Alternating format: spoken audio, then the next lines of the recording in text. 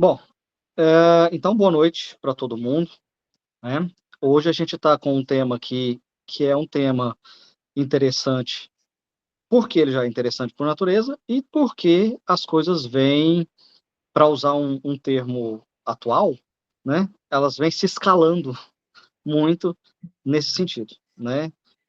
As coisas vêm piorando muito nesse sentido, com relação ao Estado laico, com relação à interferência, né, do Estado em algumas coisas que ele deveria só garantir. Então, hoje, esse tema de os limites da interferência estatal nas organizações religiosas vem desde o começo do ano sendo a mídia vem falando muito nisso, e nós resolvemos aqui falar um pouquinho sobre esse tema com o doutor Alberto Guerra, que é procurador do Estado de Goiás, né? É membro da Unijuc, é casado, é pai de 2 filhas. O que mais, doutor? E sou estudante, diletante de filosofia do direito, de filosofia em geral, enfim. Né, a gente vai tentando desbravar esse mundo. Maravilha. Então é o seguinte, sem mais enrolação, né, sem mais delongas, eu vou passar a palavra para o doutor Alberto e vamos fazer o seguinte, a seguinte dinâmica. Ele vai fazer a palestra dele e aí vocês podem ir colocando as perguntas aí ou anotem com vocês para poder falar depois, né? Abrir o microfone e falar, ou podem escrever aí também no chat, né?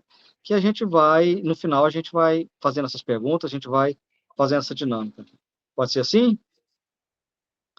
Por mim, tá tranquilo. Beleza, então, a palavra é sua. Então, senhoras e senhores, muito obrigado pela atenção de vocês, pela oportunidade. Né? Eu agradeço ao Nijuque, agradeço ao Emanuel. Muito obrigado por me dar a oportunidade de falar sobre um tema assim que eu já venho estudando há algum tempo, né, que é um tema de interesse, mas é um tema que nem sempre é um tema que está muito em voga, apesar de nós termos hoje em dia muitas questões que estão sendo debatidas em relação à relação entre o Estado e a religião. Então, é importante a gente estudar esse tema, é importante a gente entender o que está acontecendo, né? Até para a gente saber interpretar melhor as notícias que a gente vê por aí. Então, vamos tentar desvendar um pouco esse assunto. E hoje eu vou tentar propor uma metodologia um pouco diferente aqui. Eu não vou fazer tanto uma exposição tão jurídica, tá? Eu vou pedir para o pessoal, para os meus colegas da área jurídica, para eles entenderem que eu vou tentar facilitar a compreensão reduzindo um pouco o juridiquês. Tá? Então vocês vão entender melhor. A gente vai tratar aqui do assunto a partir de uma espécie de estudo de caso hipotético, tá? Para vocês se situarem melhor no que a gente está querendo dizer. Então eu vou trazer alguns conceitos, depois a gente vai analisar as situações caso a caso, tá? E depois eu vou tentar falar um pouquinho sobre a perspectiva do direito natural do assunto. Então, vamos ver se a gente consegue desenvolver esse cronograma aí, esse itinerário, e chegar até o final, tudo bem. Certo? Então, vamos lá. Nosso tema é os limites da intervenção do Estado nas organizações religiosas. Então, vamos destrinchar um pouco os conceitos que estão presentes aí dentro desse assunto. Né? Primeira coisa, nós temos o Estado. Basicamente, aquele conceito mais básico de Estado, para quem fez direito aí, se lembra que a gente costuma dizer que o Estado é a sociedade politicamente organizada. O que isso significa, né? O que tem dentro desse conceito? Em primeiro lugar, todo Estado ele tem um povo que está relacionado ao Estado, certo? Ou seja, aquelas pessoas que residem ali, que estão sob a autoridade desse Estado. Todo Estado também tem um território. Esse todo é entre aspas, tá? Depois a gente vai entender por quê. Todo Estado também tem um território sobre o qual ele exerce um governo. Né? O governo é aquele conjunto de pessoas, conjunto de instituições que tem uma autoridade. e essa autoridade tem uma característica específica de ser soberana, ou seja, dentro daquele território, somente aquele governo determina as ordens, as leis, as normas que vão ser cumpridas, executadas, que vão ter vigência dentro daquele território, certo? Esse é um conceito bem jurídico mesmo, porque a gente está pensando aqui na questão normativa do Estado, tá? Mas a melhor forma da gente entender isso filosoficamente é que o Estado é a própria sociedade politicamente organizada. Tá? O Estado não é algo além da sociedade, ele é uma forma de ser da sociedade. Mas isso é uma questão um pouco mais filosófica, tá? E aí, gente, o Estado, ele não é onipresente, onipotente, onisciente. Né? Só tem um ser no universo que tem essas características e todos nós sabemos que é Deus. Então, por óbvio, o Estado tem limitações, certo? Quando a gente está falando de limitações dentro do direito, essas limitações estão relacionadas principalmente à Constituição e aos direitos fundamentais da pessoa humana. Então, vejam, isso que eu estou falando aqui está bem alinhado com a forma como se vê o direito hoje, tá? Isso é bem moderno. Principalmente na Antiguidade Clássica, na Idade Média, a gente não pensava nas limitações do Estado tanto dessa forma. Tá? Essa ideia de constitucionalismo, de direitos fundamentais subjetivos, isso aí é algo mais moderno, mas serve para a gente entender aqui nesse momento o que a gente está querendo dizer. Tá? É um conceito que ele não é completo, que ele pode ser melhorado, mas por enquanto é suficiente para nós. Então, os limites do Estado estão principalmente na Constituição e nos direitos fundamentais, certo? O Estado, como ele exerce ali poder dentro do território, ele também vai se relacionar com a religião que é praticada dentro daquele território, né? A religião ou as religiões. No caso do Brasil, nós temos um Estado que se diz laico. Ou seja, se você for pegar o artigo 19, inciso 1º da Constituição Federal, vai estar escrito lá que o Estado brasileiro ele não promove e nem ataca, nem prejudica nenhuma religião. Né? Então, ele não favorece nem desfavorece nenhuma religião. Isso pode ser feito de N formas. Né? A gente está usando aqui um conceito abstrato de Estado laico, mas a gente vai ver que tem várias situações em que isso pode cair numa zona cinzenta que a gente vai precisar pensar sobre qual que é a melhor postura nesse caso. A questão do Estado ser laico, de ser um Estado confessional, de ser um Estado ateu, essas questões, elas são questões políticas. Tá? Por si mesmo, não existe nada na natureza, na essência do Estado, que determine se ele vai ser um Estado laico, um Estado confessional ou um Estado ateu. Isso aí é uma opção política do governo, né, do regime político daquele local, daquele Estado. Então, nós temos no Brasil, então, o Estado laico. É isso que nós queremos dizer quando nós temos um Estado laico. Agora a gente vai pensar no que é religião. Religião, basicamente, é um conjunto de crenças, um conjunto de práticas, um conjunto de ritos, e isso exercido dentro de uma comunidade, com o objetivo, com o efeito de conectar aquelas pessoas ao transcendente. Eu peguei uma ideia bem abrangente de religião, por quê? Porque nós temos religiões que não têm um conjunto de valores compartilhado, por exemplo. Tá? Nós temos religiões que não têm divindade, por exemplo. Budismo, na verdade, o budismo é muita coisa, né? Mas assim, algumas vertentes do budismo não têm propriamente uma divindade. Tá? E nós temos religiões que elas se conectam de tal forma com o poder estatal, né, com o poder público, que elas se tornam religiões de Estado mesmo. Então, é o caso também de certas vertentes do Islã. Então, veja, o fenômeno de religião ele é um fenômeno extremamente variado e é extremamente difícil de conceituar. Por isso que a gente está partindo aqui de um conceito mais básico. Tá? Então, o que a gente tem nesse conceito? Crenças, né? Sistemas de ideias ali que são compartilhadas e se relacionam com aquele objetivo final da religião. Práticas e ritos são aquelas ações, aqueles comportamentos que aquelas pessoas adotam com o objetivo de se conectar a esse sagrado, a esse transcendente. Valores morais, né? Princípios, valores que vão unir aquelas pessoas dentro de uma certa concepção do que é bom e do que é mal. Né? A comunidade. Não tem como eu praticar uma religião sem estar de alguma forma ligado a uma comunidade. Nem que eu seja o fundador dessa comunidade, de alguma forma eu preciso estar ligado a uma comunidade. Tá? E, no fim, todas essas coisas juntas vão gerar para aquelas pessoas ali, para aquela comunidade, uma certa visão de mundo, né? Uma cosmovisão. Essas pessoas vão enxergar tudo que existe dentro daqueles parâmetros ali, a partir daqueles parâmetros. Tá?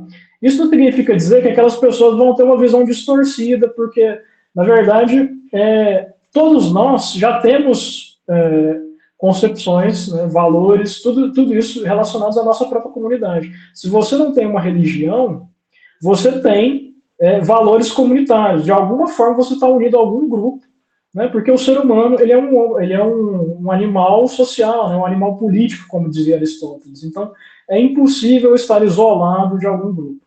E a religião também cumpre esse papel. Certo? Então, nós temos aí o conceito de Estado e o conceito de religião. Agora vamos ver, mais na prática, né, mais no dia a dia, como que isso funciona. O que o Estado brasileiro pode fazer, o que ele não pode fazer, e o que as religiões também podem e não podem fazer. Né? Vamos pensar aqui num estudo de caso, num caso fictício que eu criei aqui.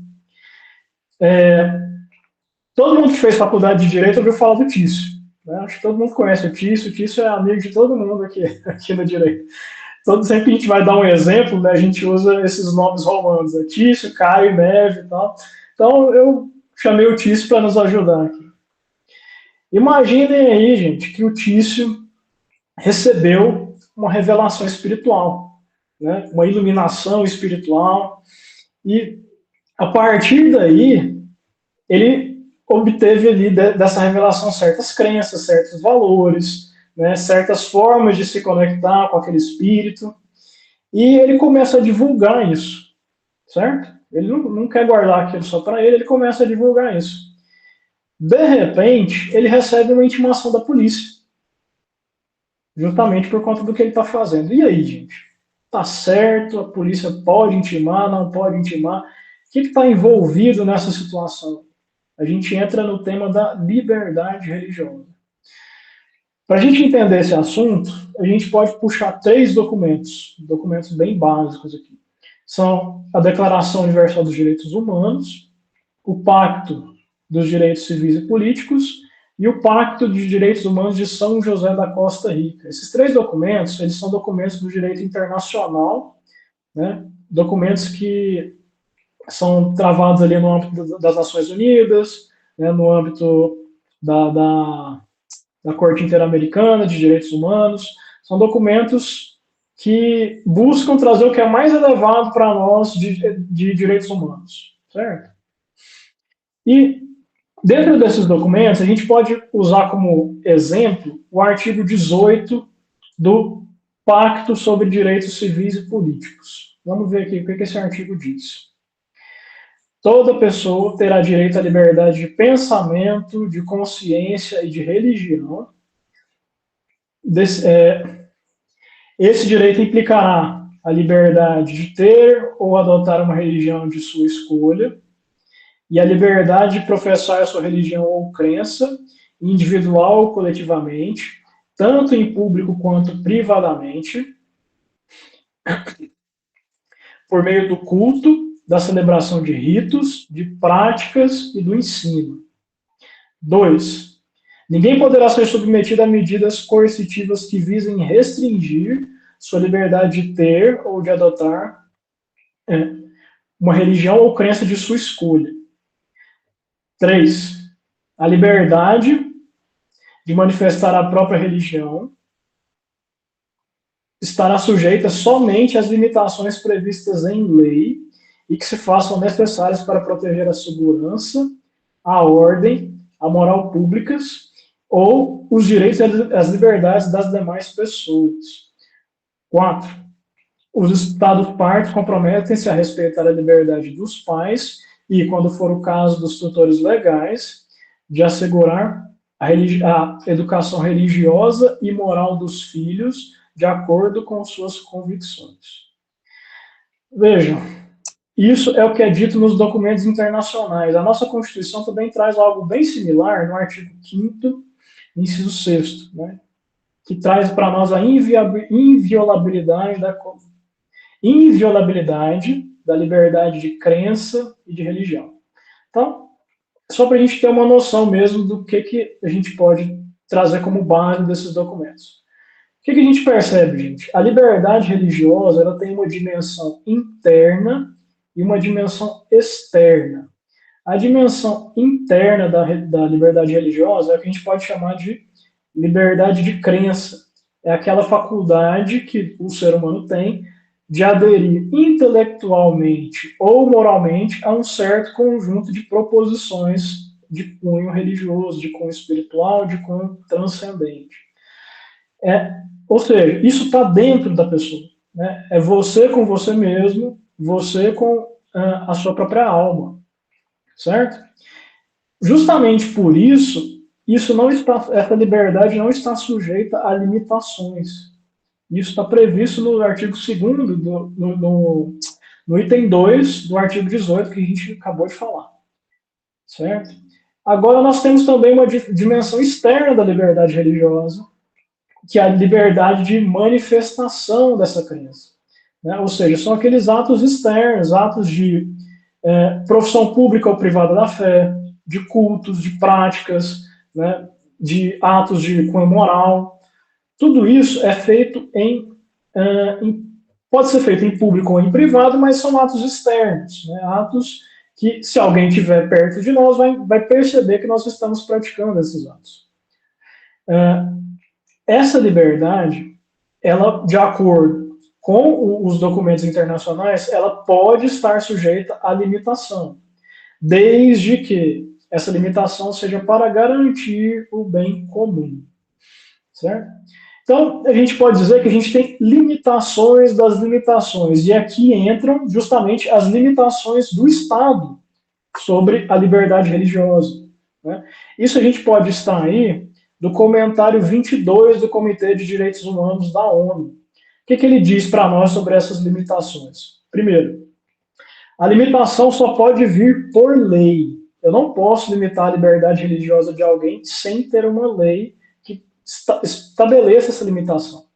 Segundo, essa limitação ela só pode vir com o objetivo certo e específico de proteger segurança, ordem pública, moralidade pública e direitos das demais pessoas, né? Direitos fundamentais das demais pessoas. Outra coisa, essa limitação ela só pode vir dentro de uma relação direta com aquele objetivo que eu quero alcançar. Né? Se é uma questão de segurança, a limitação ela tem que guardar uma relação direta com isso. Se é uma questão de saúde pública, por exemplo, ela tem que guardar uma relação direta com isso. E ela também tem que ter proporcionalidade. Né? Eu não posso simplesmente impedir a pessoa de praticar uma religião sem que isso tenha uma relação direta com aquele objetivo. E outra questão, ela não pode inviabilizar o exercício do direito. Né? Então, essa limitação ela nunca pode me impedir de ter uma religião. Certo? Agora, esse comentário aqui, ele traz uma questão que pode ser controversa. Tá? Ele diz que essas limitações elas não podem se basear em uma única tradição religiosa ou moral. Então, vamos pensar aqui. Suponhamos que, por algum motivo, uma religião não concorde com a prática de uma outra religião e ela consegue ali pessoas no parlamento para passar uma lei impedindo aquela outra religião de praticar isso. Nesse caso, se for baseado somente naquela religião em si, entende-se que está errado. Tá? Então, esse é o entendimento na ordem internacional. Bom, então no caso do Tício, se ele estiver pregando sem causar nenhum tipo de transtorno à ordem pública, à segurança pública, à moralidade pública ou aos direitos fundamentais das outras pessoas, nesse caso, ele está dentro da órbita de ação da liberdade religiosa. Né? Agora, se ele extrapola alguma lei que já existe para limitar essa liberdade religiosa, né, se ele prejudica esses objetivos, nesse caso, ele não está resguardado pela liberdade religiosa. Certo? Vamos pensar agora uma segunda situação. Agora, o Tício conseguiu ali alguns adeptos. Né? Ele chamou, conversou com as pessoas e tal, e veio o Caio e o Mévio para se unir a ele. Né? Então ele vai fundar ali uma comunidade, uma congregação religiosa, chamem como vocês queiram chamar. Né? E ele quer registrar isso, ele quer dar uma formalidade para isso. Chega no cartório, o cartório fala, não, isso aqui não pode ser registrado, não. Isso aqui não tem previsão legal, isso aqui não faz sentido. Você está se colocando aqui como uma espécie de monarca dentro dessa organização. Né? Isso aqui não está muito certo. E aí, será que o cartório pode recusar esse registro? Será que ele tem direito de formalizar esse grupo que ele criou? Então, nós entramos no assunto das organizações religiosas propriamente ditas. Tá? Como que isso funcionou no Brasil? Vejam, desde 1890, nós temos um decreto, que é o decreto da separação entre igreja e Estado. É o decreto 119A de 1890. Tá? Foi logo na proclamação da República, como a índole ideológica das pessoas que proclamaram a República era de ordem liberal, de ordem positivista, eles se preocupavam muito com essa questão de separação entre igreja e Estado. Justamente por isso veio esse decreto para desvincular o Estado brasileiro da Igreja Católica. Né? E esse decreto, ele traz ali normas de liberdade religiosa, dentre elas, ele reconhece a validade das organizações religiosas, seja elas qual forem. Então, vejam, eu poderia criar uma organização religiosa de uma forma democrática, né, de uma forma aristocrática, de uma forma monárquica, ou seja, uma pessoa só manda, algumas poucas pessoas mandam, ou todo mundo vai votar e vai decidir o que vai ser feito. Certo? Naquele momento era possível. Mas, o que acontece? Veio o Código Civil de 2002. Quando veio o Código Civil de 2002, até então, todas as organizações religiosas elas eram registradas como associações. Uma associação no direito nada mais é que uma reunião de pessoas para realizar algum objetivo sem fins lucrativos, certo? Quando você quer fazer isso, você cria uma pessoa jurídica chamada associação. Então, o Código Civil de 2002 trouxe esse problema, porque ele passou a trazer regras muito específicas para as associações. E a partir de 2002, essas associações só poderiam ter essa forma democrática. Então, a gente tem Assembleia Geral, né, a gente tem tempo de mandato para os diretores, a gente pode ter conselho fiscal. Então, todas essas regras, elas têm previsão no Código Civil. E aí, como que ficam aquelas organizações religiosas que já tinham essa formalização de forma diferente? Né? Com esse problema aí, principalmente, gente, as igrejas cristãs, tá?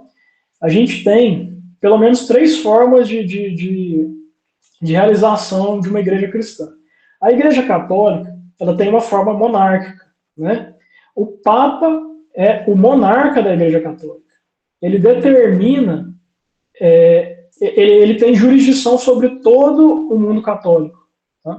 Os bispos, eles são uma espécie de aristocratas, eles têm poder dentro das suas dioceses, né, a forma como nós dividimos o território na igreja católica, Mas esse poder, ele sempre está subordinado ao poder do Papa. Então a gente pode dizer que a forma de organização da Igreja Católica é monárquica. Quando veio o protestantismo, surgiram outras formas de organização, né? Alguns entenderam que a forma correta de organização era episcopal, ou seja, era uma forma aristocrática, só que sem uma cabeça, né? Sem um monarca. Então, cada bispo teria ali a sua jurisdição dentro daquele território ali específico dele, mas ele não se reportaria a ninguém. Já outras organizações de cunho protestante entenderam que a melhor forma era congregacional. Então, eles passaram a constituir igrejas de tipo democrático, né? Tem algumas igrejas que o pessoal, a gente até vê o pessoal comentando que fazem assembleia para tudo, né? Assembleia para consertar a parte elétrica, assembleia para trocar algum equipamento, tudo eles têm que ser aprovado em assembleia. Então, essas são as igrejas congregacionais. E isso não é simplesmente uma questão administrativa, tá? Isso está diretamente relacionado às próprias questões de fé, às próprias questões inerentes à religião. Por exemplo, a Igreja Católica, ela crê que o Papa, ele recebe essa primazia, né, e esse poder diretamente do próprio Cristo. E ele vem, e isso chega até nós por sucessão. Então, a Igreja Católica crê que desde São Pedro, desde o primeiro Papa, né, digamos assim, nós temos uma sucessão ininterrupta. E isso, existem registros, né, que atestam essa sucessão. Então, isso é essencial, não é simplesmente uma forma de organização. Então aí surge um problema, né? E agora? Será que a Igreja Católica pode continuar se organizando dessa forma no Brasil? Para resolver esse problema, veio a Lei 10.825 e criou, dentro do Código Civil, uma pessoa jurídica específica chamada organização religiosa. Então, basicamente, para que serviu isso? Para dizer que organizações religiosas e também os partidos políticos, né, isso também serviu para os partidos políticos, não precisam seguir aquela forma de organização das associações que estavam previstas ali no Código Civil. Então, a partir daí o problema ficou, de certa forma, resolvido. Então, no caso do Tício, ele pode organizar a organização religiosa dele da forma como ele entender. Tá? Se ele achar que o poder tem que estar todo na mão dele, se ele achar que ele tem que dividir de alguma forma, ele pode organizar da forma como ele bem entender. O Estado não deve se meter nesse tipo de coisa. Agora, o Tício já começou a ter mais adeptos, né? A sua organização já foi registrada, e ele resolve construir ali uma espécie de santuário, né? Ele compra uma fazenda, chama as pessoas meio que para morar lá, né? Para passar um tempo lá, e eles constroem ali um templo naquele lugar e passam a viver ali em comunidade. Só que, certo dia, chega ali um fiscal da Fazenda Municipal, da Fazenda Nacional, da Receita Federal, que seja. Né? Esse fiscal diz que ele tem que pagar impostos. E aí? Será que o Tício tem que pagar impostos? Como que fica isso, gente? Antes disso, vamos pensar aqui primeiro que a nossa Constituição ela fala especificamente da proteção aos locais de culto. Tá? Então, essa proteção ela garante que o objetivo religioso daquele espaço ele tem que ter um respeito absoluto. Tanto que nós temos alguns tipos penais, né, alguns crimes específicos que tratam disso, tá? Que tratam da violação de símbolos, de locais, de cerimônias religiosas. Então, esse local de culto ele tem proteção específica. Mas voltando aqui à nossa questão dos impostos, né? Será que o Tício deve pagar impostos ali sobre aquele santuário que ele criou? A gente chama de imunidade dos templos aquela norma que existe no artigo 150, inciso 6º-B, e no parágrafo 4º da Constituição Federal. Então, o que a nossa Constituição diz? Que os entes federativos, a União, o Estado, o Distrito Federal e os municípios, eles não podem instituir impostos sobre templos de qualquer culto. Então, é amplo, tá? Qualquer culto, não importa a religião. E essa imunidade, gente, ela vai ser estendida ao patrimônio, à renda e aos serviços dessas organizações religiosas. Então, por exemplo, se o Tício ele tem esse imóvel, faz parte do patrimônio, certo? Isso está abrangido na imunidade. Então, ele não vai pagar IPTU sobre aquele patrimônio. O que ele recebe ali na forma de doações, isso pode ser considerado renda, né? De alguma forma. Se ele presta algum tipo de... Se ele vende livros, se ele vende... se ele recebe algum tipo de valor pelo serviço religioso, isso também está abrangido na imunidade pelos serviços, certo?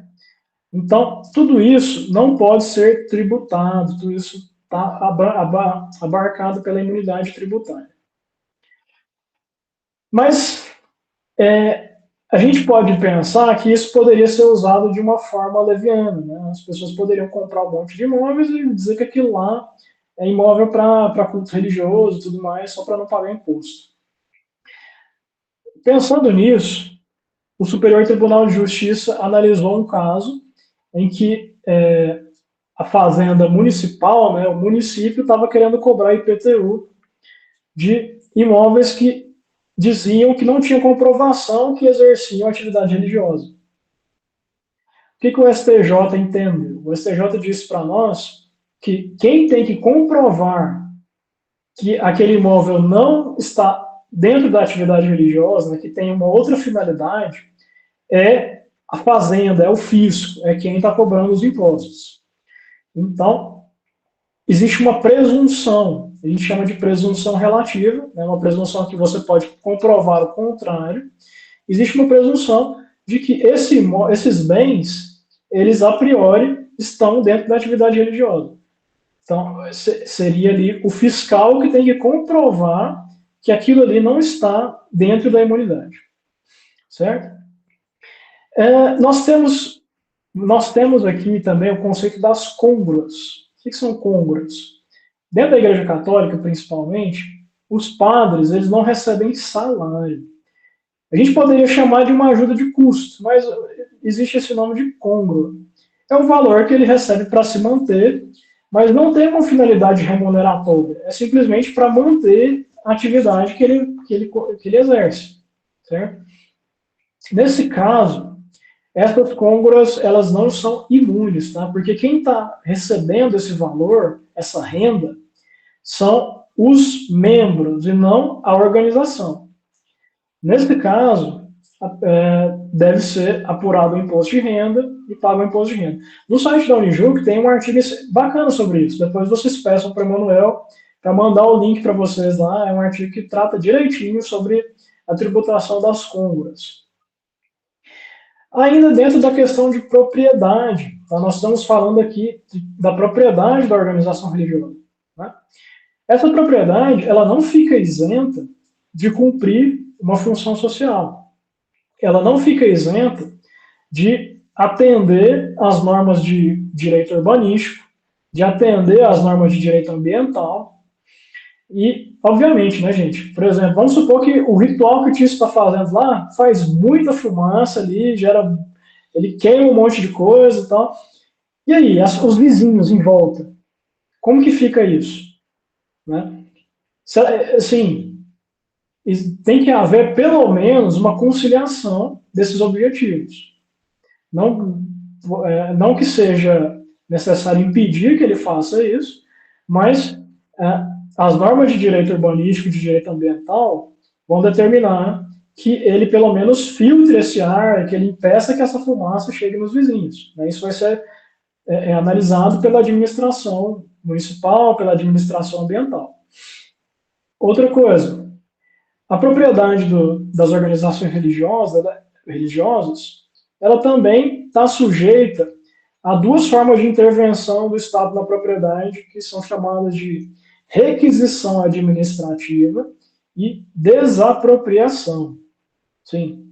Inclusive, a desapropriação está prevista até no pacto que foi feito entre a Santa Sé e o Brasil. Tem previsão de desapropriação de imóveis da Igreja Católica. Tá? E, por analogia, todas as outras organizações religiosas podem sofrer desapropriação. Isso, obviamente, tem que ser ponderado, né? Considerando que a atividade religiosa é uma atividade essencial e justamente por isso tem que ser ponderado no momento de desapropriar. Mas, em tese, é possível a desapropriação de imóveis de organizações religiosas ou a requisição administrativa. Se eu não me engano, aconteceu agora no Rio Grande do Sul, no momento das enchentes, imóveis de igrejas foram usados para abrigar as pessoas. Tá? Nesse caso, existe essa possibilidade. Também, os imóveis estão sujeitos à proteção do patrimônio histórico e cultural.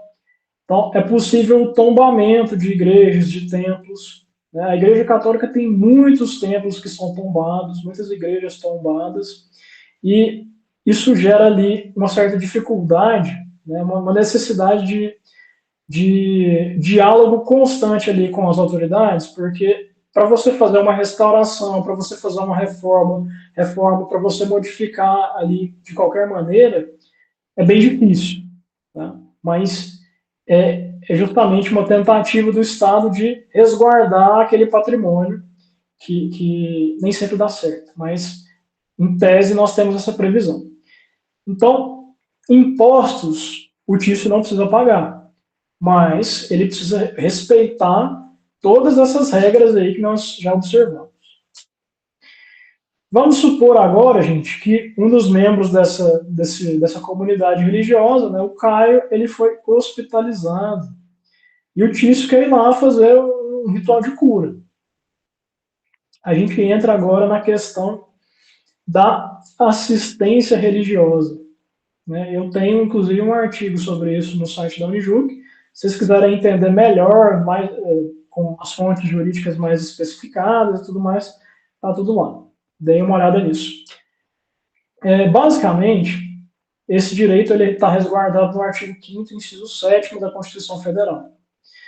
E a gente tem uma lei nacional, né, uma lei federal, que é a Lei 9982, que condiciona essa assistência religiosa a consentimento do próprio paciente ou da família, se esse paciente não tiver em condições de prestar esse consentimento, e também as normas do hospital. Só esse ponto aqui já gera alguns problemas para nós. Tá?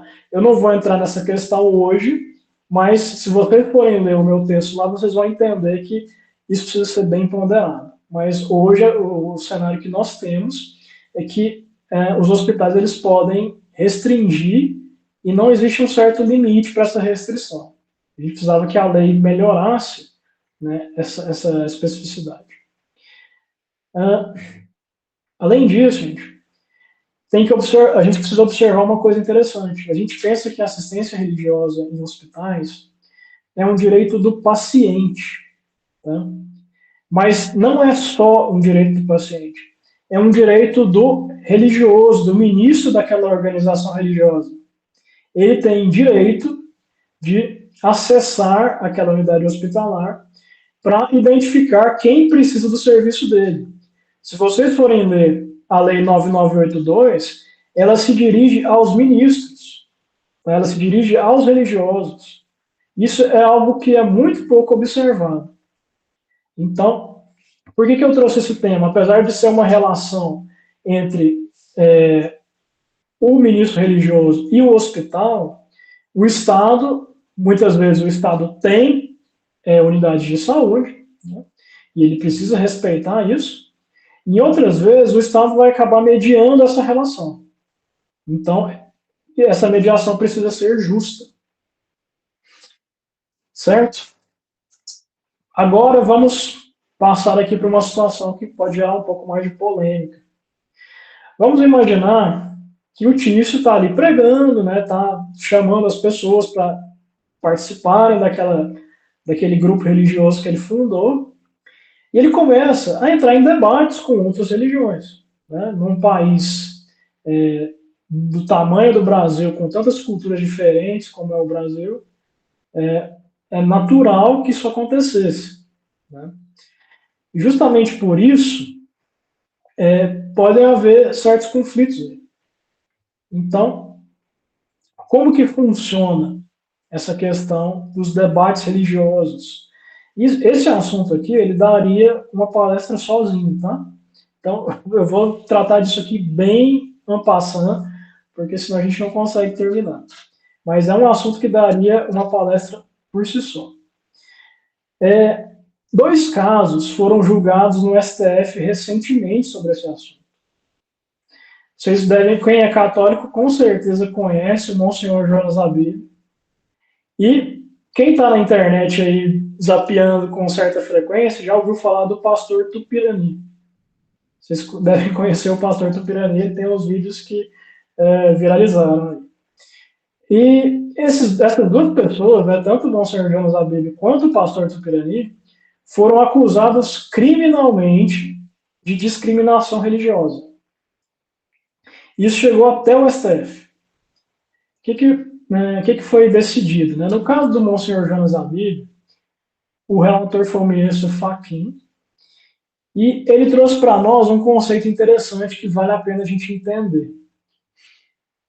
É um critério que foi cunhado por Norberto Bobbio, né, um jurista ali do início do século XX, um jurista que ficou famoso por defender o justpositivismo, pelas suas posições progressistas, e quem estuda direito, com certeza, estudou aqueles livros do Norberto Bobbio, Teoria da Norma Jurídica e Teoria do Ordenamento Jurídico. Então, ele se tornou um clássico.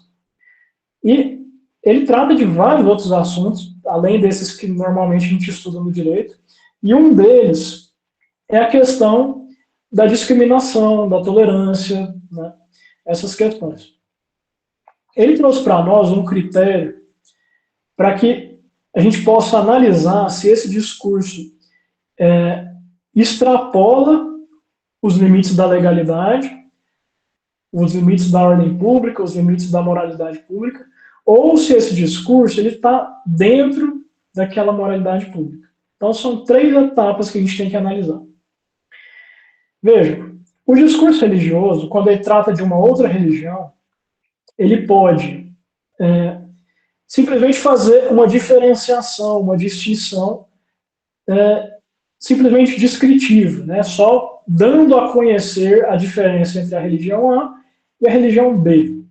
Então eu posso dizer, olha, a minha religião tem essas e essas práticas, já a religião B tem as outras práticas e tal, sem fazer um juízo de valor, certo? Essa é a primeira etapa.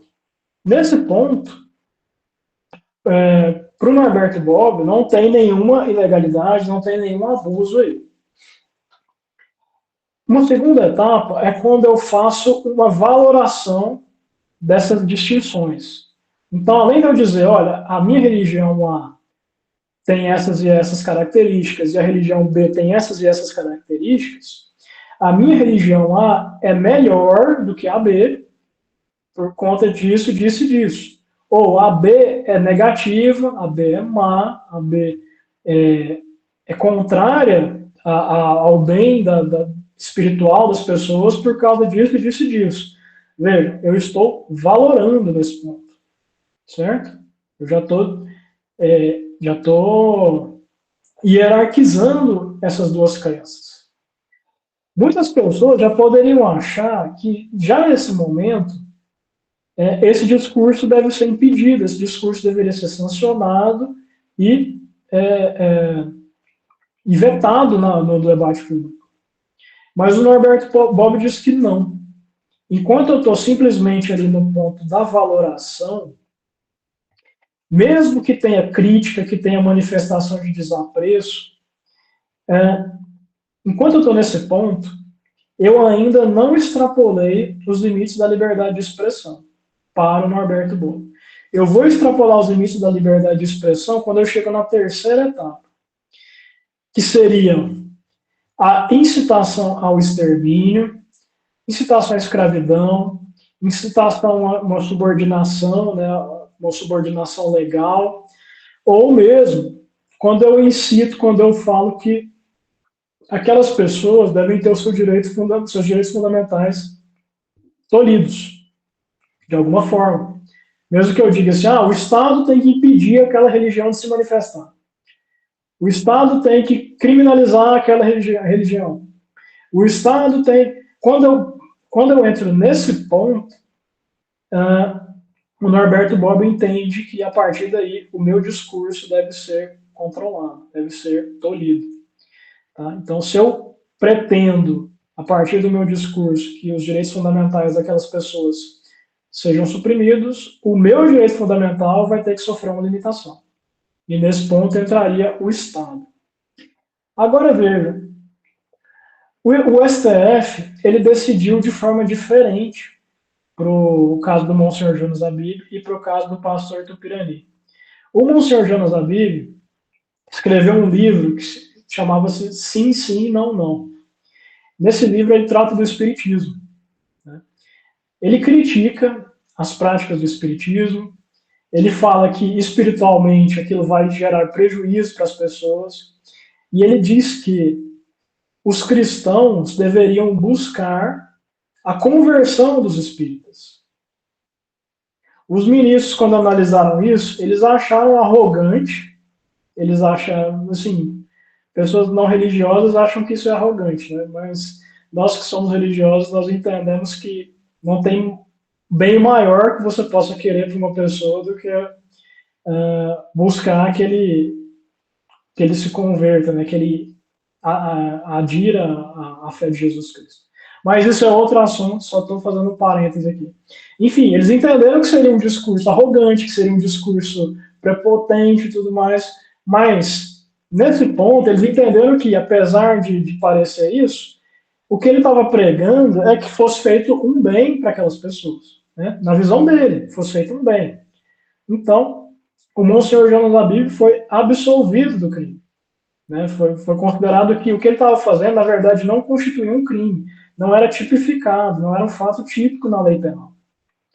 Já no caso do pastor Tupirani, a decisão foi o contrário. O pastor Tupirani, ele é bem ácido, tá? Quem já viu os vídeos dele sabe. E o STF entendeu que ele estava, de certa forma, atribuindo calúnias a outras religiões, de certa forma, extrapolando os limites desse discurso. Olha, no meu entender, no meu ponto de vista pessoal, e olha que ele atacou a Igreja Católica, tá? Eu, pessoalmente, não entendo que tenha havido um extrapolamento desse discurso dentro dos critérios aqui que eu tracei para vocês. Mas, assim, como esse assunto não é para hoje, não vale a pena a gente entrar nisso agora. Então, o que tem que ficar é, dentro dos critérios, enquanto você não busca a extinção daquelas pessoas, a escravidão daquelas pessoas, a supressão dos direitos fundamentais delas, você pode sim criticar, manifestar desapreço a outras religiões, e isso, em tese, não deveria ser um problema. Infelizmente, gente, eu estou falando em tese, tá? A gente tem visto várias situações em que críticas legítimas a outras religiões estão sendo aí perseguidas. Mas é o cenário que nós temos hoje. Tá? Juridicamente, tá? Teoricamente, o que nós temos aqui no cenário brasileiro são esses critérios que eu trouxe para vocês, e na prática, infelizmente, nós vamos ver que eles são desrespeitados. Mas passemos aqui para o próximo assunto.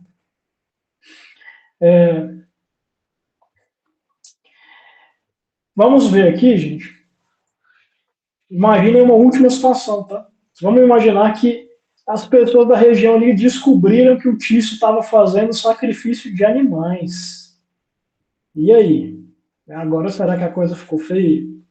Porque matar animais pode ser um crime. né? Se eu não tenho uma finalidade específica, pode ser um crime. Será que o sacrifício de animais é considerado crime? Em primeiro lugar, nós temos aqui um conflito, tá? Um conflito entre direitos. Nós temos o direito da proteção aos locais de culto e a possibilidade de prisão em flagrante. Então vamos supor que a polícia chegou lá bem no momento que o tio estava matando o bichinho lá no ritual dele. Teoricamente, se isso fosse considerado um crime, poderia ser sim feita uma prisão em flagrante, tá? Justamente por conta, se a gente for voltar lá atrás, a limitação da liberdade religiosa ela pode ser motivada por proteção da segurança pública. Então, nesse caso, estaria legitimada digamos, a violação desse local de culto, né? O ingresso não autorizado nesse local de culto. Mas, e aí? Sacrifício de animal dentro do contexto religioso é crime ou não é? O STF jogou recentemente o recurso extraordinário 494.601, ele tratava justamente disso. Tá? Existia uma lei no Rio Grande do Sul que tratava do bem-estar animal, e essa lei, ela trouxe uma exceção, que seria possível o sacrifício de animais dentro das religiões de matriz africana. E o Ministério Público considerou que isso era inconstitucional e entrou com ação direta de inconstitucionalidade.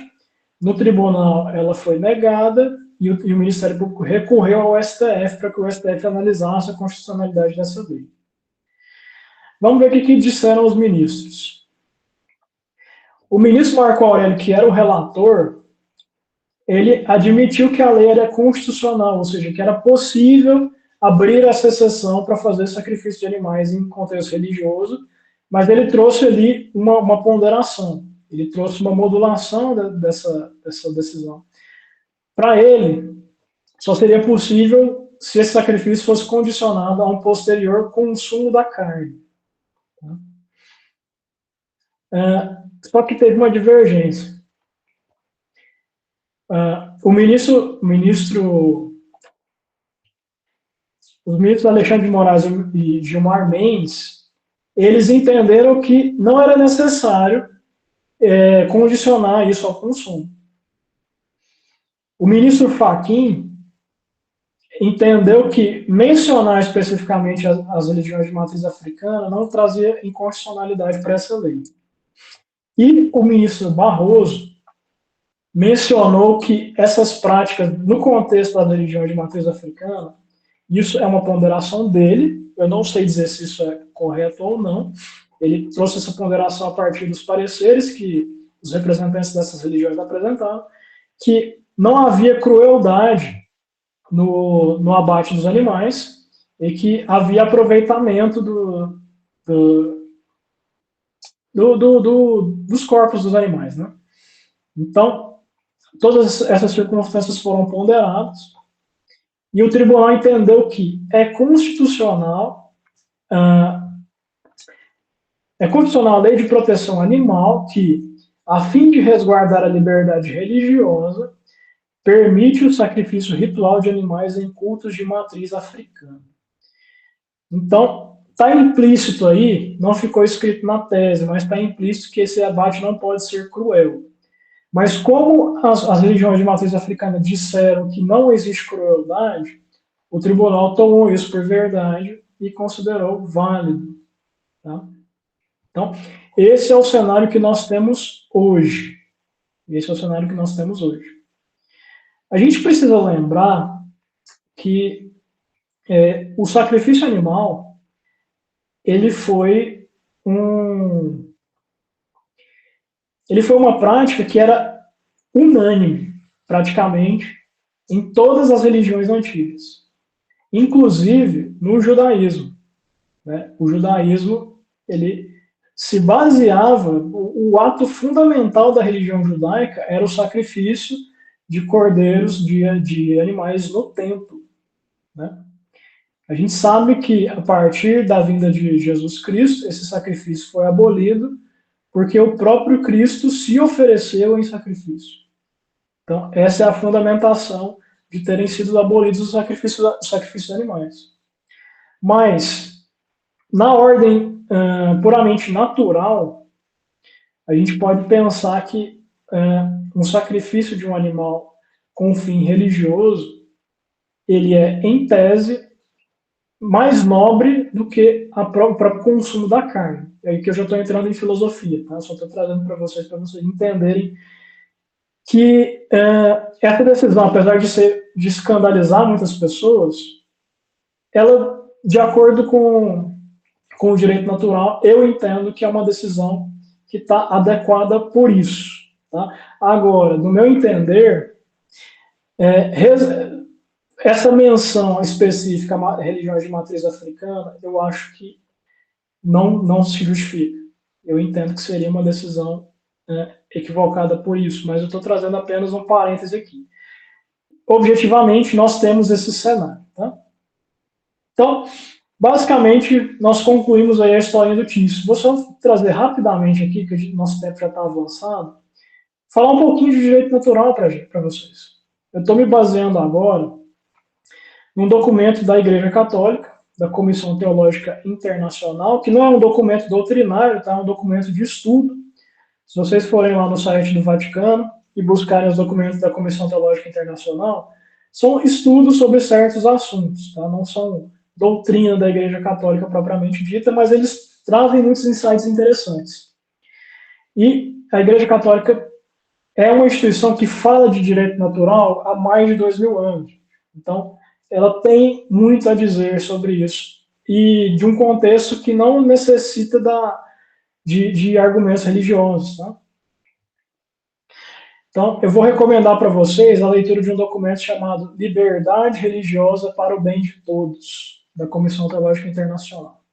Depois, se vocês quiserem, eu mando o link. Tá? Mas é só ir no site do Vaticano ou procurar no Google esse documento. Primeira coisa, gente. Limitações do Estado. Né? Limitação. O que determina o direito natural? A gente fala muito em direito natural, mas a gente precisa pensar o que determina o direito natural, e é simplesmente a natureza das coisas. E natureza, eu não estou falando apenas em natureza material, tá? Estou falando em natureza metafísica. O que isso quer dizer? Sempre que eu vou pensar no que alguma coisa eu preciso pensar no... aspas aqui, vai, para simplificar. Eu preciso pensar no que ela é feita, do que ela é feita, que a gente pode chamar de causa material. A gente deveria pensar em como ela se organiza, quais características que ela tem. Emanuel, você falou? Achei que eu tivesse falado alguma coisa. A gente precisa pensar em quais características que ela tem, também simplificando bastante. Isso a gente chama de causa formal. E a gente precisa pensar principalmente no qual é a finalidade daquela coisa, né? Qual é o elemento teleológico dela. Todas essas questões, elas determinam o que aquela coisa é e o que é o justo envolvendo aquela coisa. Então, vejam, todo direito, ele é um direito que envolve o homem. Não existe direito para animais, não existe direito para coisas. O direito é humano. Tá? Todo direito envolve o ser humano. Então, a primeira coisa que limita o direito, que determina que o direito é a natureza humana. No âmbito religioso, a gente tem que se lembrar que o ser humano é uma pessoa que tem uma dimensão social, né? Então, existe uma religiosidade familiar, uma religiosidade comunitária, né? Existem ritos próprios de, por exemplo, casamento, rito fúnebre. Imaginem vocês o Estado impedindo que essas coisas aconteçam. Você basicamente isolou a pessoa daquilo que é mais básico, né, daquilo que dá a identidade dela. Então, a gente consegue perceber que é necessário que haja limitações do Estado, por exemplo, para interferir no casamento, né, para impedir um rito fúnebre. Tanto que, processualmente, uma pessoa não pode ser intimada durante um casamento, durante um rito fúnebre. Isso são questões de ordem natural. Também é limitação para o Estado a natureza do próprio Estado. Imaginem vocês, o Estado ele trata de coisas temporais, né, de coisas do mundo, desse mundo aqui. Ele é feito para isso, ele existe para isso. O Estado ele não pode tratar, ele não tem ferramentas, ele não tem meios para tratar de coisas espirituais. Então, ele não consegue analisar, vamos supor, uma possessão demoníaca, né? É um fato espiritual. O Estado não consegue saber se aquela pessoa está em surto ou se ela tem uma possessão demoníaca. Quem pode determinar isso são só as religiões, né? Então, se eu tentasse levar para dentro de um processo judicial, por exemplo, né, uma carta psicografada, isso já aconteceu, é inadequado que o Estado considere aquilo. É inadequado que o Estado parta daquilo para tomar uma decisão, certo? Então, o Estado, naturalmente, ele não consegue atingir esses fatos. A gente também tem uma distinção entre o Estado e a religião em relação aos fins. O Estado tem o fim de atingir o bem comum e a religião tem o fim de atingir o transcendente. Né? No caso da Igreja Católica, nós dizemos que a finalidade da Igreja Católica é a salvação das almas. Essas finalidades, elas não são paralelas, tá? Elas se sobrepõem. A finalidade de atingir o bem comum, ela é inferior à finalidade de atingir o transcendente. Isso também, a gente precisaria fazer um longo debate filosófico aqui, então eu não vou me aprofundar muito nisso, mas tenho isso em mente, tá?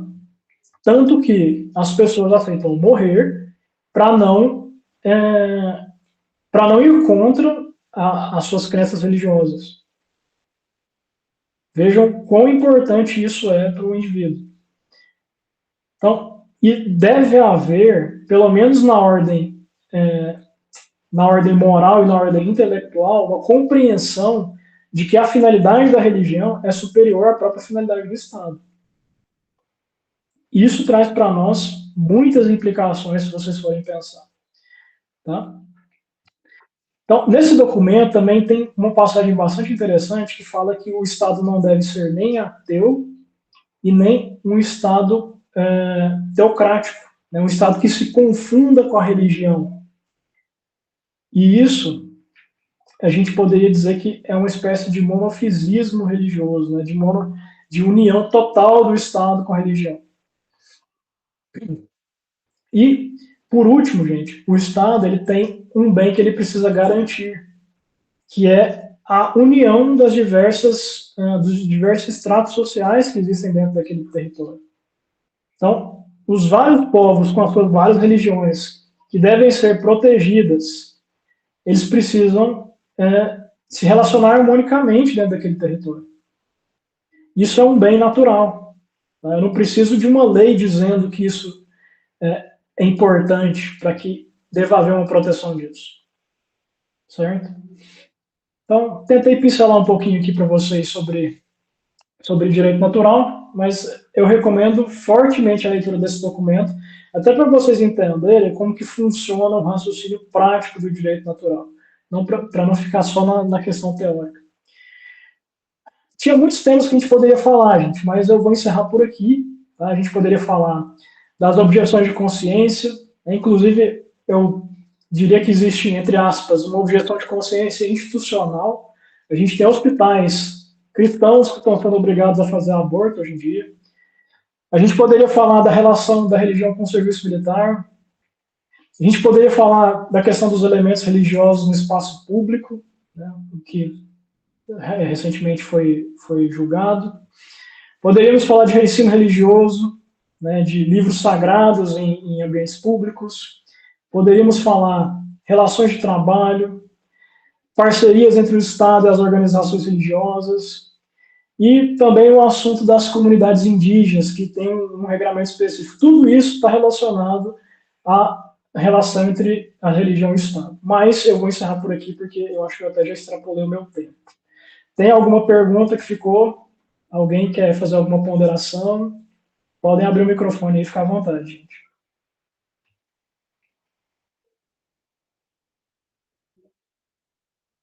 Gente, antes de abrir o microfone, eu queria só ter uma observação que foi colocada no chat, eu queria só ler aqui, porque eu achei interessante, depois queria fazer também uma outra questão, colocar uma outra questão.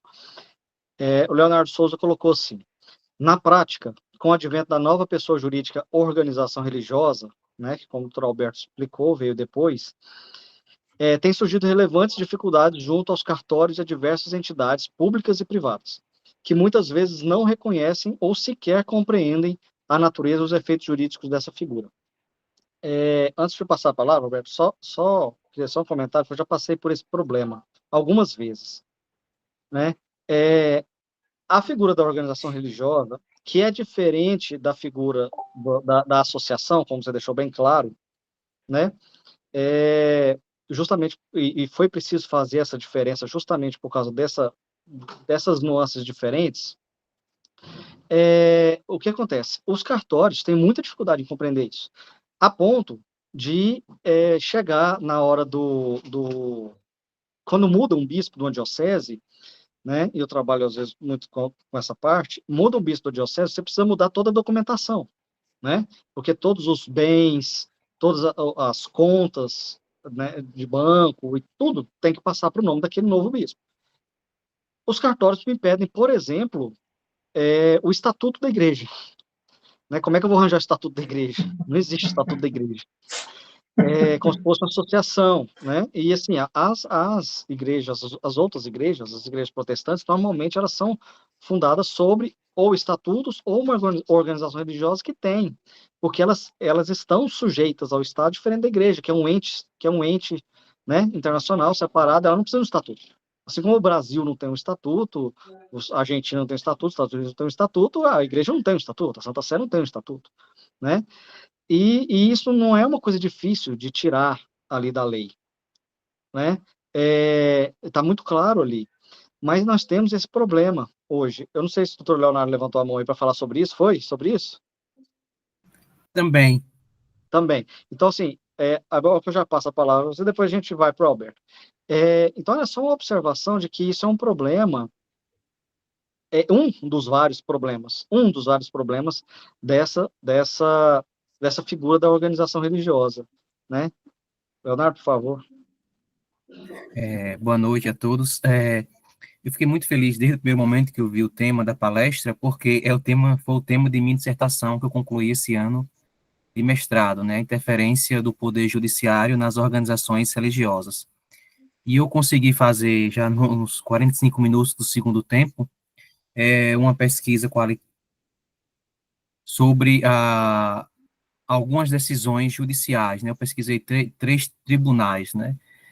Minas Gerais, Distrito Federal e Bahia, aqui onde eu resido.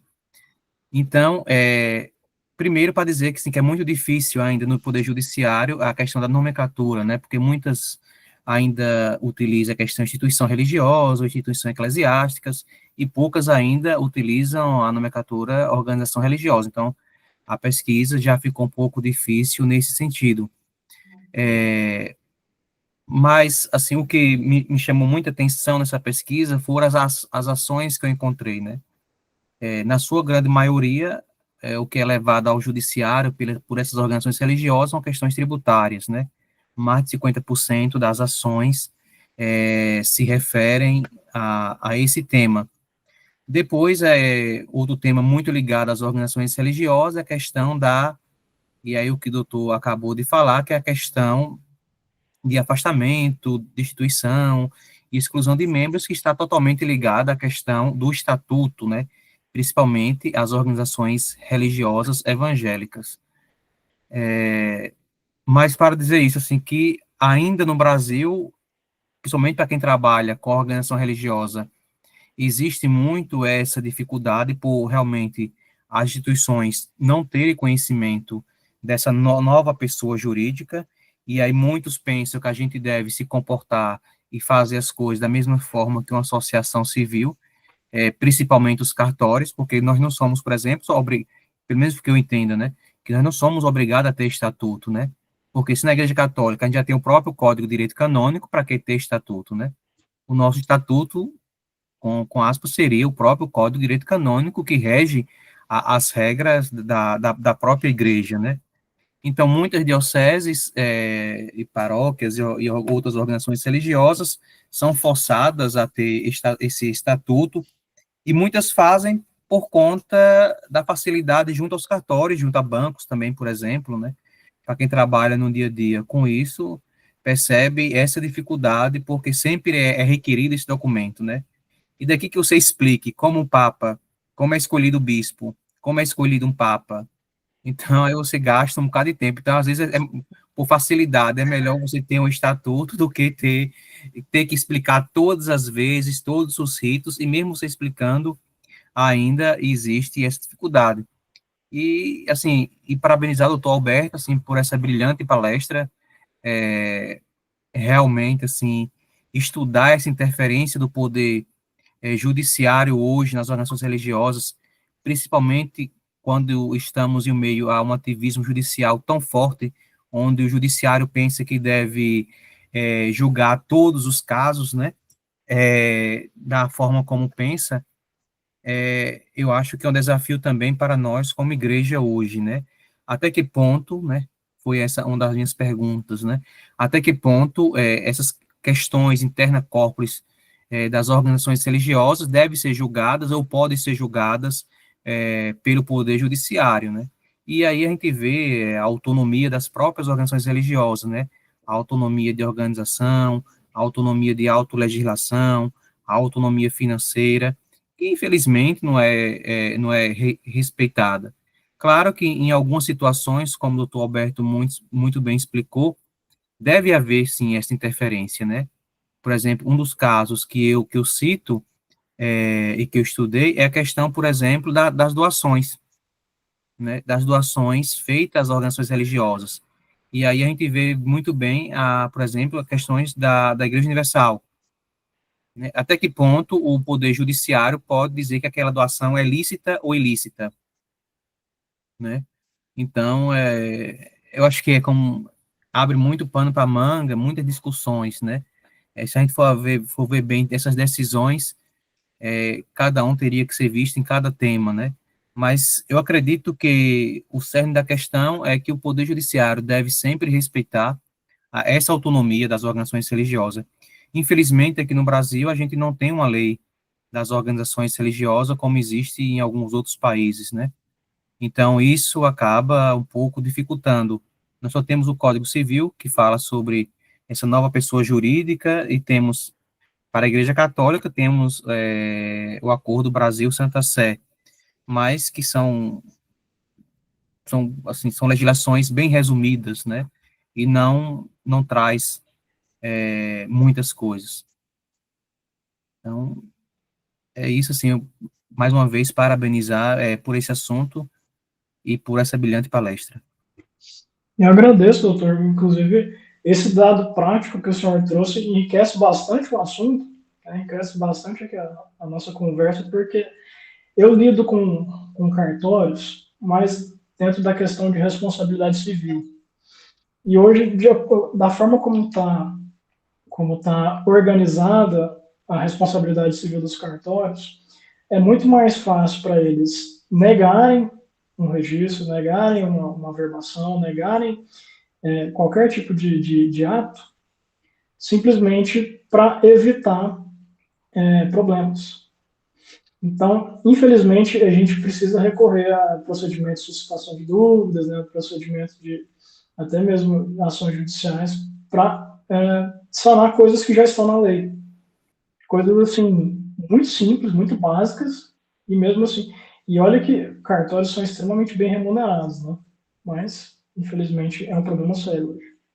Só me permita complementar, eu acho que essa fala é muito interessante, porque, por exemplo, um dia desse eu passei por uma situação muito parecida com essa, né? Eu levei um estatuto, o cartório fazer o registro, quando chegou lá, a tabeliã, ela mesma interpretou o estatuto e disse o que é que eu deveria dizer no estatuto, né? Sendo que esse estatuto já tinha sido aprovado por outros cartórios de outros estados. Então, às vezes, a gente até se dobra as vontades dele, porque a gente sabe se realizar uma suscitação de dúvida perante o Poder Judiciário vai demorar mais de um ano, ou Sim. até mais para responder. Então, é mais fácil, às vezes, você mudar uma palavrinha como ela queria, ou acrescentar alguma coisa, do que você pedir ao Judiciário para responder, né? Justamente.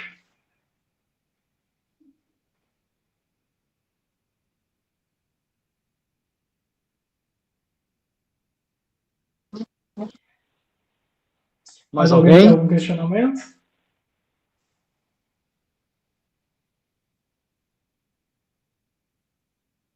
Eu tenho só uma questão aqui, que até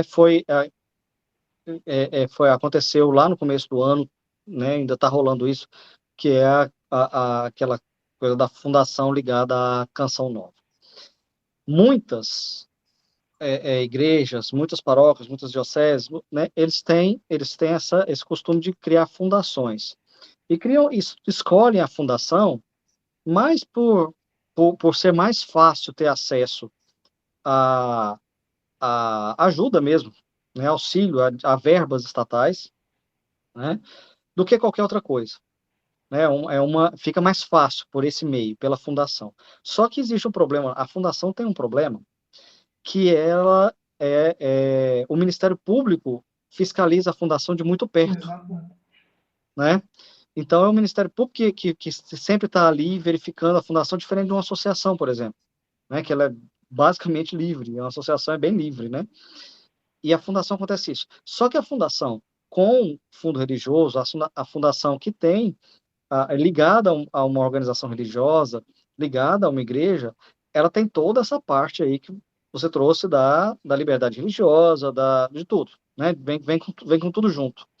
Mas tem a interferência estatal. Como fica essa situação hoje?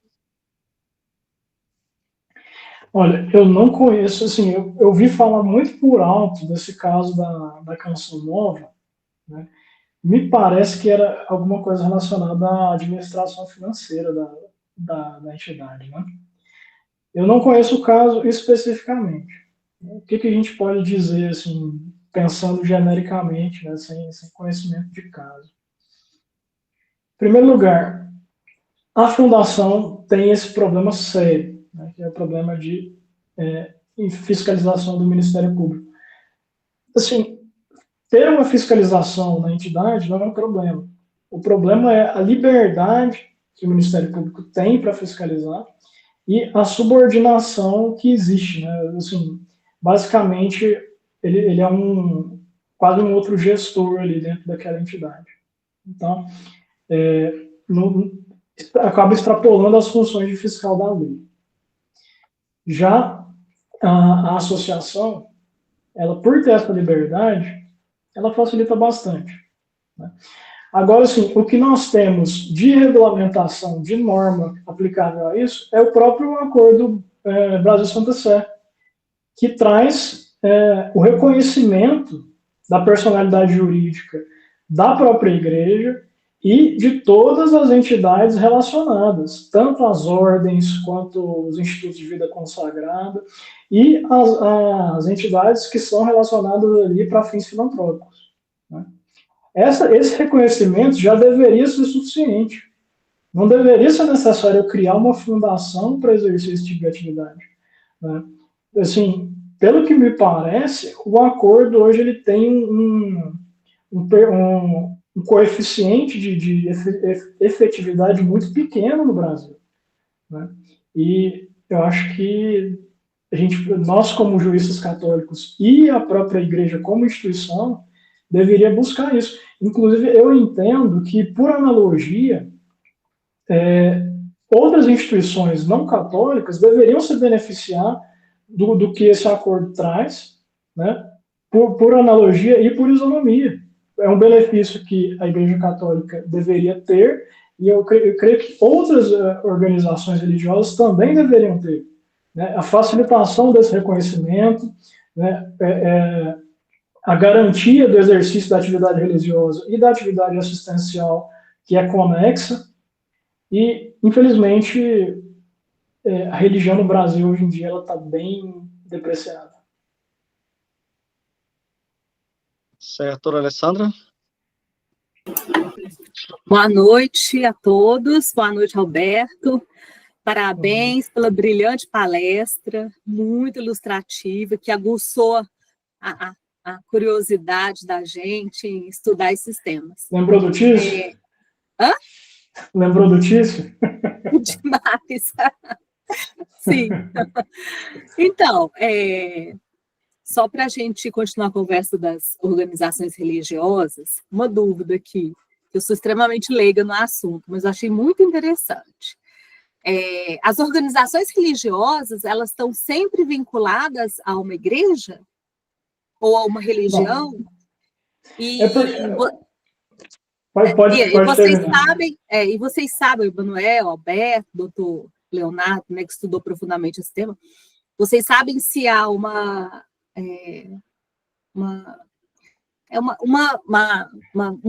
vigilância também grande do Ministério Público sobre as organizações religiosas, como há nas fundações, por exemplo? Seria uma conduta assim, contumaz em relação às religiões, as organizações religiosas, as fundações? Então, respondendo à sua primeira pergunta, Alessandra, quando nós falamos de organização religiosa, a gente tem um problema conceitual que é justamente conceituar religião. Porque, assim, é um guarda-chuva muito grande, que tem muita coisa embaixo. Então, na prática, para você conceituar o que é religião, você vai encontrar fenômenos diferentes que estão ali dentro daquele contexto que, se você for pensar bem, é bem difícil você classificar como uma coisa só. Então, esse conceito já é difícil filosoficamente, né? Juridicamente, então. Mas, como a gente pega ali aquela ideia de práticas, de crenças, de valores, todos relacionados a uma certa ideia de transcendência, o que, para você enquadrar isso dentro da figura agora estou falando da figura jurídica, da figura jurídica da organização religiosa, tem que ficar bem delimitada a finalidade religiosa, né? A finalidade de culto, a finalidade de compartilhamento de crenças, a finalidade de práticas, certo? Então, o grande determinante disso aí é essa finalidade e esse enquadramento dentro desses conceitos. Agora, assim, dentro da questão prática, o pessoal que está militando na área com certeza vai saber dizer bem melhor. Talvez o doutor Leonardo vai esclarecer. Não, a gente sempre escuta, né? Eu acho que é da região até de vocês aí de Goiás, por exemplo, tem uns 4 ou 5 anos atrás, nessa questão do Ministério Público, por exemplo, que pedia a prisão de um bispo. Sempre a gente vê interferências indevidas, né? Do próprio Ministério Público e da Justiça nas organizações religiosas. Tem muitos casos concretos, né, dessa fiscalização que, a meu ver, em muitos casos é indevida por conta dessa autonomia das organizações religiosas, por exemplo, de escolher onde deve ser gasto os seus recursos, né? Essa autonomia de autolegislação, de dizer como deve ser organizada a organização religiosa. E eu acho que vai aumentar isso. Eu acho que essa interferência indevida, eu acho que tende muito a aumentar no Brasil sobre as organizações religiosas. A legislação não dá esse poder de fiscalização, né, do Ministério Público junto às organizações religiosas, diferentemente como ocorre nas fundações, né? Não existe bem especificado esse poder fiscalizatório como ocorre nas fundações. Entendi. Então, há um excesso nessa fiscalização, né? Eu acho que hoje, em muitos casos, há um excesso, sim, da própria interferência, tanto do Ministério Público como do Poder Judiciário nas organizações religiosas. Não sei se os demais colegas também entendem dessa forma. Entendi, obrigada. Perfeitamente.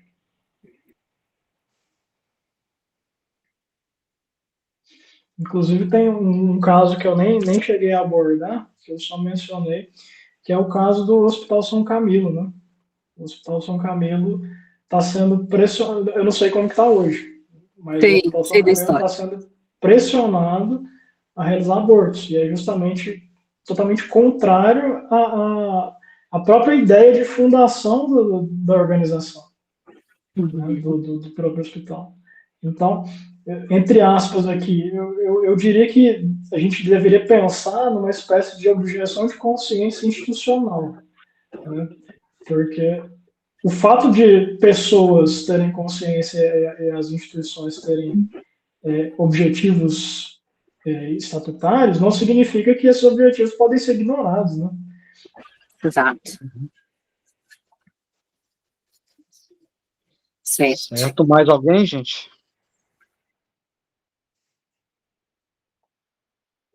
Bom, a gente foi bastante, né? Tem uma hora, tem uma hora e meia que a gente está aqui, né?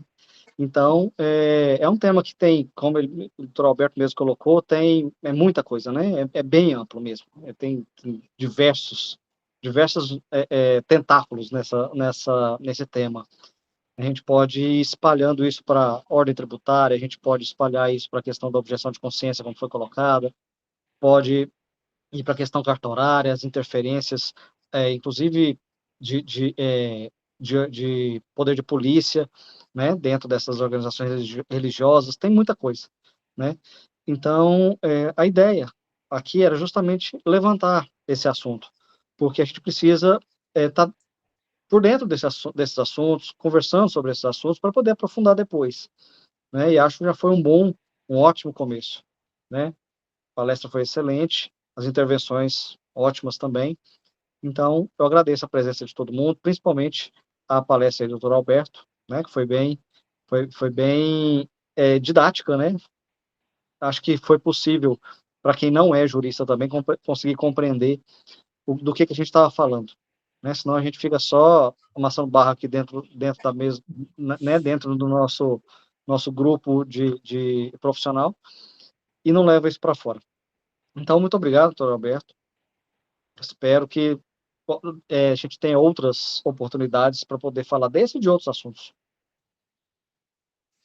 Eu agradeço a participação de todos, agradeço a oportunidade que a Unijuc me deu de tratar de um assunto que, assim, a gente estuda muitas vezes sozinho, né? Não tem nem onde expor os pensamentos, então foi muito bom. Espero também voltar em outras oportunidades aí, se o pessoal me aguentar.